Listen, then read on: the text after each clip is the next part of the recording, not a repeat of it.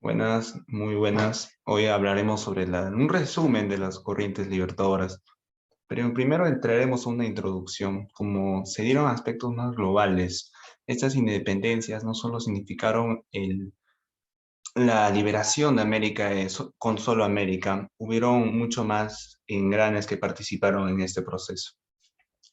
En el contexto tenemos a España que domina América mediante el monopolio comercial y el bullonismo, también el exclusivismo. Y tenemos al puerto de Callao y Lima como los beneficiados comerciales. Los demás puertos, como Valparaíso, Buenos Aires, no comercializaban con España. Estaban un poco alejados del dominio español, pero de todas maneras eran colonias. Tenemos el capitalismo, el cual busca expandir la industria. Y acá tenemos a otro personaje, tenemos Inglaterra, que necesita más mercados, apoya las independencias. Y también está incluido en el contrabando de las mismas. En influencias, los criollos tuvieron influencias del liberalismo económico, Adam Smith, y en el liberalismo político, John Locke. En el liberalismo económico desean conectarse con una Europa moderna y en el otro aspecto importante del contexto tenemos que Napoleón invade España. Y esto es aprovechado por los criollos, quienes crean sus juntas de gobierno. Entonces, diapositiva. ¿Qué pasa en el Perú ahora? La élite limeña colabora con los españoles. Lima es leal a la corona española. Este es el centro del poder español. Y aquí se encontraba el virrey Abascal, quien con el apoyo del Tribunal del Consulado organiza expediciones en contra de estas juntas de gobierno que ya las mencioné. Conclusión, ningún país de América del Sur iba a tener independencia hasta acabar con el poder español implantado en Lima. Corrientes libertadoras, alianzas de criollos separatistas que confluyen en derrotar a España, causas, dominación española, surgimiento de élite criolla separatista, explotación servil de indígenas y esclavitud, intereses del industrialismo inglés, influencias ideológicas de ilustración y liberalismo, y contexto de independencia de 13 colonias y revolución francesa. Tenemos principalmente, y digo principal porque abarca a la mayoría de mi exposición, a la corriente libertadora del sur, en líder José de San Martín. El contexto, Abascal aplastó todas las juntas de gobierno que se crearon, excepto la de Junta de Buenos Aires. La Junta de Buenos Aires organiza la expedición al Perú. Primero lo intentan por Bolivia, pero fracasaron en Huachi, Vilcapugio y Viluma. Luego, después de intentarlo por Bolivia, lo intentan por Chile. La campaña a Chile resulta más exitosa, pues porque San Martín organiza el ejército de los Andes, gana en Maipú y dejan como presidente a Bernardo Higgins. Los comerciantes de Valparaíso financian, luego de esta independencia, la campaña que organizaría San Martín para llegar al Perú. El proceso que tenemos, y es muy importante recordarlo, lo dividiré en tres partes. Primero la del mar. Tomás Cochrane dirige la expedición marítima de reconocimiento. Logra control de las aduanas. Eso es muy importante ya que simboliza la mayor parte de fuente de ingresos que le llega al virreinato. Seguimos con la costa, quien desembarca San Martín, quien desembarca en Paracas, en Pisco, crea la bandera. Sus representantes van a la reunión de Miraflores, donde no hay acuerdo, y luego en la zona andina tenemos a Álvarez de Arenales, quienes reclutan campesinos, toman la zona y logran el control de las minas de plata. Con el control de las aduanas y las minas de plata, el gobierno colonial está en apuros, sin aduanas ni minas de plata. Y esto es una respuesta, el motín de Zampuquio es una respuesta a lo que se venía ya dando en ese contexto. Los realistas deponen al virrey Joaquín de la Pezuela y entregan el poder a José de la Serna. Se da la conferencia en Punchauca ahora con José de la Serna.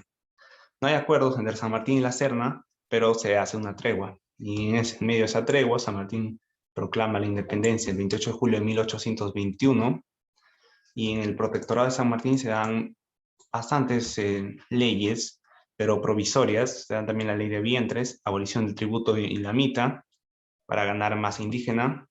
Se da un himno nacional, se crea la Orden del Sol para reconocer los títulos de nobleza que tenían las familias ricas criollas, ya que le pedían protección justamente a San Martín, luego de que los españoles se replegaran en la Sierra Sur. Tenemos la Biblioteca Nacional del Perú, se crean los primeros ministerios, Guerra y Marina con Bernardo Monteagudo, Relaciones Exteriores con Juan García del Río y Hacienda con Hipólito Unanue. García del Río viajó a Europa a traer un príncipe europeo y pedir préstamos a Inglaterra. Sociedad Patriótica también se crea, creada para difundir los principios de la monarquía constitucional. La dirige Monteagudo. Seguimos. Luego se da la entrevista de Guayaquil, donde Guayaquil pasa la influencia de la Gran Colombia y San Martín pide ayuda a Bolívar para liberar el Perú. No hay acuerdo sobre la misma, pero tras el fracaso de esta, San Martín decide abandonar el Perú, dejando claro a un primer gobierno de un Congreso liberal, y que es liberal, donde el legislativo está sobre el ejecutivo. Este Congreso estableció un sistema republicano y se empieza a redactar la Constitución. Pero al ser un Congreso de tendencia liberal, donde el legislativo está sobre el ejecutivo, esto crean una junta de gobierno acompañado de 3 jefes, donde representarían al ejecutivo: José Lamar, Manuel Salazar y Felipe Alvarado. De Lamar organiza las primeras expediciones a campaña a puertos intermedios con el fin de expulsar a los españoles, pero fracasó, y tras esto se da el motín de Balconcillo, el primer golpe de Estado de toda la historia peruana, de José de la Riva Agüero, primer presidente del Perú, entra como presidente, pero hace una segunda campaña a puertos intermedios y fracasa. Luego este primer Congreso peruano lo destituye y nombran a Torre Tagle como presidente. Ribagüero se retira a Trujillo, donde hace alguna especie de rebelión, y tendríamos en ese entonces 2 presidentes, Ribagüero y Tagle. Luego, el Congreso promulgó la Constitución del 23 de tendencia liberal, como ya lo mencioné, y ante esta crisis, el Congreso nombró la misión Sánchez Olmedo para invitar a Simón Bolívar al Perú.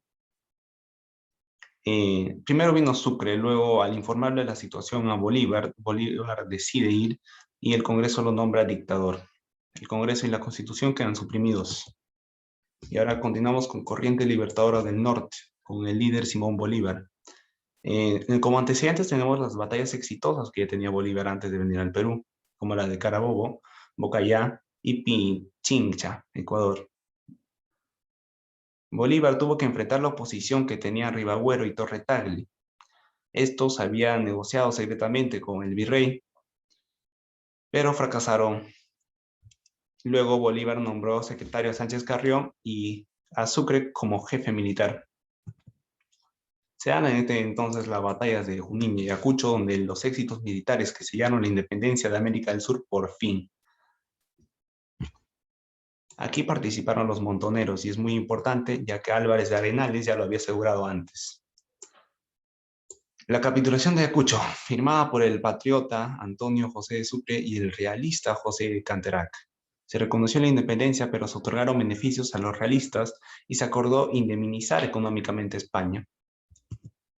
Luego se intentó hacer un proyecto integrador de Bolívar con el Congreso Anfitriótico de Panamá, pero Chile y Argentina no acudieron a la reunión y fracasó la unidad.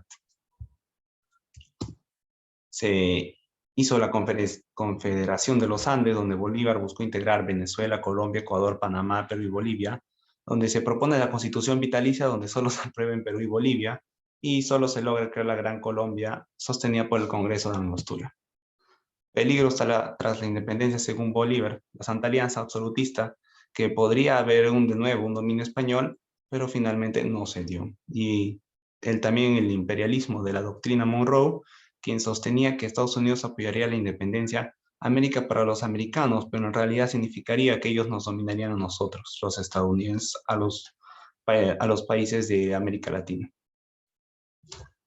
Y con esto termino a finalizar mi exposición, sin antes mencionar a los últimos focos de resistencia: Pedro de Olañeta en el Alto Perú, quien es vencido por Sucre, y Ramón Rodil, quien cae en la fortaleza del Real Felipe. Con eso termino ahora sí finalmente mi exposición. Muchas gracias.